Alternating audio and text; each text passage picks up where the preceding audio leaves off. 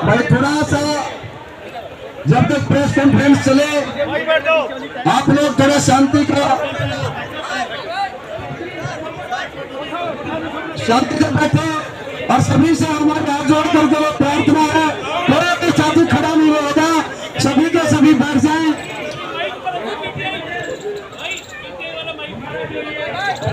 आप लोग भी बैठ जाए, थोड़ा सा अच्छा रहेगा।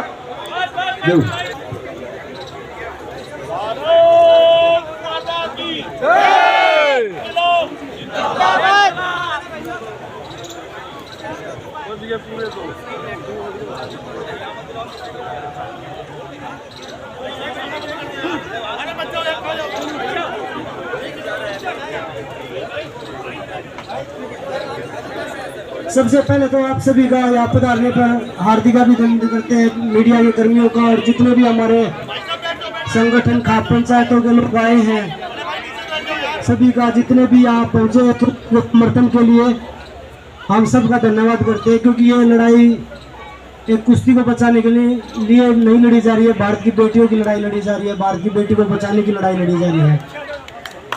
और सबसे पहले मैं मीडिया को बताना चाहूँगा, कुछ लोग हमारे आंदोलन को एक बदलने का प्रयास कर रहे हैं, एक अलग दिशा में ले जाने का प्रयास कर रहे हैं। तो मैं आप सभी को बोलता हूँ कि हम उस चीज़ का खंडन करते हैं। हम सिर्फ यहाँ न्याय की लड़ाई लड़ने के लिए आए हैं, भारत की बेटियों की लड़ाई लड़ने के लिए आए हैं। तो इसमें बहुत सारे लोग ऐसे गुजरे हैं जो जो आंदोलन है इसको भड़काऊ करने की कोशिश कर रहे हैं। तो ऐसा कुछ नहीं है, यहाँ सिर्फ कुश्ती को बचाने के लिए आए हैं। और जो ये लोग हमारा समर्थन कर रहे हैं यहाँ पे, ये देश की बेटियों को न्याय दिलाने के लिए आ रहे हैं यहाँ पे, ना कि यहाँ कोई राजनीति रोटी सेकने के लिए आ रहे हैं। क्योंकि राजनीति नहीं, बेटियों की इज्जत पहले है, राजनीति बाद में आती है, सारी चीजें बाद में आती है। जब बात बेटी की इज्जत और सम्मान की होती है तो सबसे पहले वो चीज होती है, ना कि राजनीति। इस पे राजनीति आप लोग ना करें तो अच्छा है। मैं आप सभी को यही बताना चाहूंगा, ये खिलाड़ियों का आंदोलन है, भारत की बेटियों को बचाने का, न्याय दिलाने का आंदोलन है। इसको दूसरी दिशा ना दे, इसको किसी राजनीतिक पकड़ से ना जोड़े। मेरा थोड़ा सा गला खराब है, तो मतलब मैं जितना बोल सकती हूँ उतना बोलने की ट्राई कर रही हूँ। आज ब्रजभूषण का एक बयान आया है कि हम नेशनल नहीं खेलना चाहते। मैं आपको स्पष्ट कर देना चाहती हूँ, अगर आप मीडिया कर्मी लोग जो भी बोलेंगे सर्टिफिकेट दिखाने को, मैं वो भी दिखाने को तैयार हूँ। मैं 2009 से मैं रेसलिंग कर रही हूँ। पहला कंपटीशन में जब रेसलिंग का किया था 2009 में मैंने स्टार्ट किया था, तब से लेके आज तक मैंने 4 नेशनल स्किप किए हैं। रियो ओलंपिक में जब मेरे को चोट लगी थी, पहला वो नेशनल था जो मैंने स्किप किया था क्योंकि मेरे को चोट लगी हुई थी, मेरा ऑपरेशन था। दूसरा नेशनल मैंने स्किप किया था टोक्यो के टाइम पे जब कोविड चल रहा था। वो जब उस साल तो देश की हालत बहुत खराब थी, मेरे को खुद कोविड हो रखा था, तो वो मेरा दूसरा नेशनल था जो मैंने स्किप किया था। तीसरा नेशनल टोक्यो ओलंपिक्स के बाद में जो मैं हारी थी, उसके बाद में मैं मेंटल स्टेट बहुत बुरी थी और मेरे को बहुत ज़्यादा परेशान करके इस स्थिति में लेकर जाया गया था कि मैं एक दिन ऐसा हो रहा था कि मैं कभी भी मर सकती हूँ, खुद के साथ में कुछ भी कर सकती हूँ, इसी पोजीशन पे मैं बिठा रखी थी। चौथा नेशनल मैंने स्किप किया था इस साल, जो वर्ल्ड चैंपियनशिप के ट्रायल हुए थे। मैंने इतना रिक्वेस्ट किया था कि सर वर्ल्ड चैंपियनशिप के ट्रायल मत लीजिए, क्योंकि वो 10 दिन पहले वर्ल्ड चैंपियनशिप ओलंपिक के बाद में बहुत बड़ा कंपटीशन होता है। 10 दिन पहले हमारे ट्रायल लिए गए, 1 महीने में 3 बार 4 बार हमने वेट कम किया। वर्ल्ड चैंपियनशिप में मैं गई, मैंने मेडल जीता, लेकिन मेरे को इंजरी हो गई थी, नी में सीरियस इंजरी थी। डॉक्टर ने 2 महीने का बिल्कुल रेस्ट बोला था। एक चौथा नेशनल वो था जो मैंने स्किप किया है। मेरी लाइफ में मैंने 2009 से 2023 आज आ गया है, 14 साल हो गए रेसलिंग करते हुए। 4 नेशनल स्किप किए हैं, 10 नेशनल मैं खेली हूँ। परमपिता परमात्मा पूरे देश के आशीर्वाद से आज तक मैं हिंदुस्तान में ऐसा मेरे को बुरा दिन देखना नहीं पड़ा है कि मेरे को हार का मुंह देखना पड़े। और मैं चाहूँगी कि मुझे कभी ऐसा दिन ना देखना पड़े। एज ए एथलीट मैं बहुत मेहनत करती हूँ, मेरा परिवार मेरे लिए बहुत सपोर्ट करता है, आज तक करता आया है, पूरा देश बहुत दुआएं देता है। जब मुझे इंजरी होती है तो पूरा देश रोता है, लोग आके बताते हैं कि बेटा उस दिन हम बहुत रोए थे। तो बहुत मेहनत करती हूँ, बहुत मान सम्मान की ज़िंदगी हम जीते हैं, पहले भी नेशनल खेलते आए हैं, आगे भी नेशनल खेलेंगे। हमारे जितने भी खिलाड़ी हैं जो मेहनत करते हैं सब डिजर्व करते हैं और सभी का हक है, मेरा भी हक है, सभी का हक है। मैं कोई चैंपियन एथलीट नहीं हूँ, ना मैं बोलूँगी कि मैं बहुत बड़ी खिलाड़ी हूँ। मेरे से बड़े बड़े खिलाड़ी हैं, इस हिंदुस्तान में भी हैं और पूरे देश में और पूरी दुनिया में हैं। हुसैन बोल्ट है हमारे, बजरंग मेरे से बड़ा खिलाड़ी है, ये भी ट्रायल देके जाता है। तो मेरी तो औकात ही क्या है कि मैं बोलूँ कि मैं बिना नेशनल खेले बिना ट्रायल दिए मैं जाऊँ। ऐसा कभी कोई ऐसी सिचुएशन नहीं हुई है कि मैंने हिंदुस्तान में पहले नहीं जीता है उसके बाद में मैं विदेश में गई हूँ। कोई भी एक टूर्नामेंट, अब ब्रजभूषण से बोलिए कि एक कागज वो सामने रख दें कि विनेश का उस टाइम पे ट्रायल नहीं हुआ था और बाकी सबका ट्रायल हुआ था, विनेश तब ओलंपिक्स में गई थी। आप लोग जो बोलोगे वो मैं करने को तैयार हूँ। कोई भी खिलाड़ी देश से बड़ा नहीं है, देश के खिलाड़ियों का सम्मान जरूरी है, वो सम्मान की लड़ाई हम लड़ रहे हैं बस।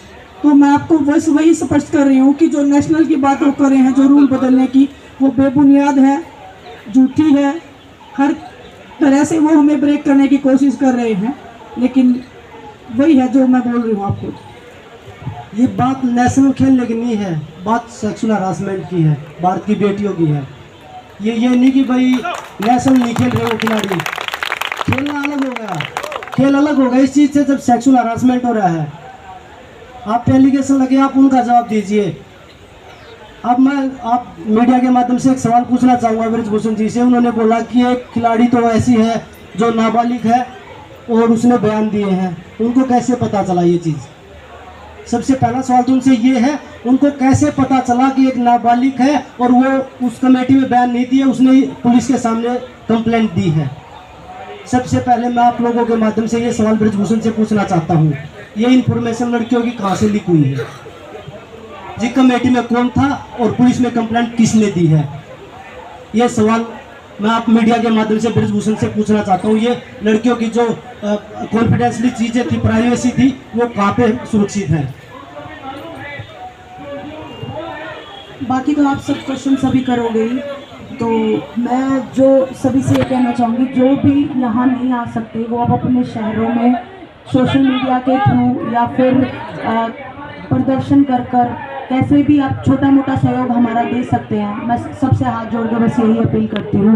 और दूसरा, मैं सभी संगठनों का बार बार धन्यवाद करना चाहूँगी। किसान संगठन हुआ, महिला संगठन हुआ, सारी सरदारी हुई, स्टूडेंट्स हुए, कॉलेजेस में सारे कॉलेजेस में जितने स्टूडेंट्स यहाँ आ रहे हैं या अपने कॉलेजेस में प्रदर्शन कर रहे हैं, तो मैं सभी का बहुत बहुत धन्यवाद करना चाहूँगी। जितने भी लोग हमारे देश में संवैधानिक पदों पे बैठे हैं, वो आम आदमी नागरिक का भी हक है मान सम्मान पाना, और जो ऊंचे पदों पे बैठे हैं उनका भी हक है। तो हम हर किसी की मान और सम्मान की इज्जत करते हैं, उनकी रिस्पेक्ट करते हैं। हम कभी ऐसी कोई बयानबाजी, कभी कोई ऐसा बोलेंगे नहीं कि उनके मान सम्मान को ठेस पहुँचे। लेकिन हम चाहते हैं कि हम खिलाड़ियों के भी मान सम्मान की उतनी ही इज्जत की जाए जितना हम बाकी सभी संवैधानिक पदों पर जो लोग बैठे हैं उनका सम्मान कर रहे हैं। तो हमारी तरफ से अगर बाई चांस अगर गलती से अगर कुछ निकलता भी है तो हम उसके लिए क्षमा मांगेंगे, क्योंकि हमारा कोई ऐसा इंटेंशन नहीं है।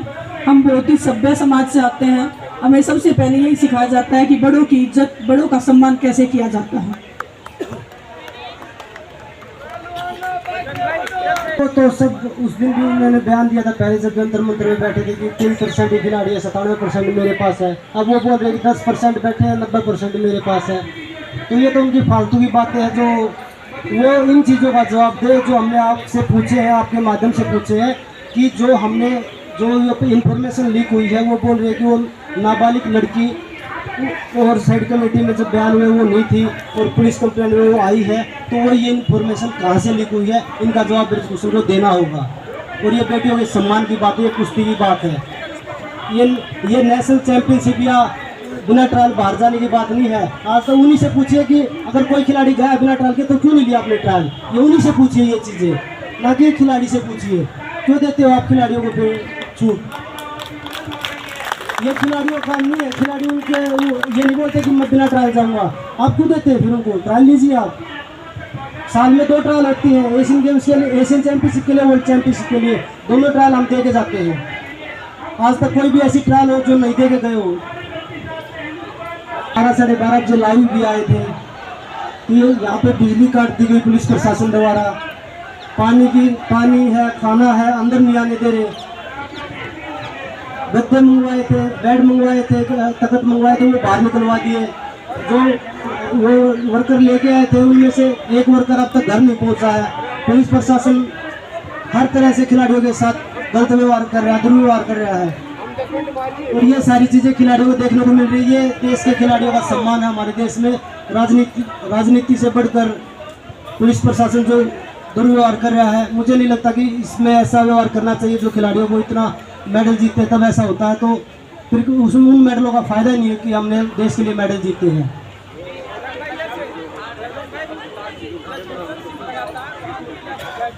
देखिए सर, यहाँ पे मच्छर का गिनना चाहते हैं, वो भी वो काट ही लेते हैं। हम पूरी कोशिश करते हैं कि ऐसा ना हो, लेकिन अगर लाइट नहीं है, पूरा दिन हम थका रहे हैं और वही आप लोगों से बात कर रहे हैं, तो वो थोड़ा सा खाना पीना अच्छे से नहीं हो रहा है।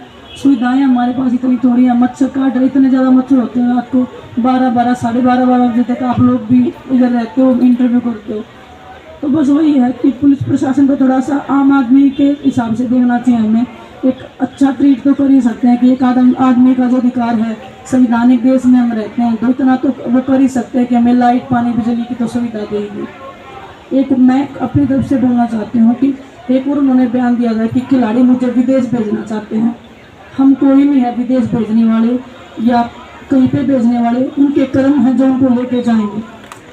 अच्छे कर्म करोगे तो ये देश आपको मान सम्मान देगा, गलत कर्म करोगे तो ये परमात्मा आपको सजा देगा, और वो सजा उसको मिलनी चाहिए। बस हमारा एक ही है कि हमें न्याय मिलना चाहिए।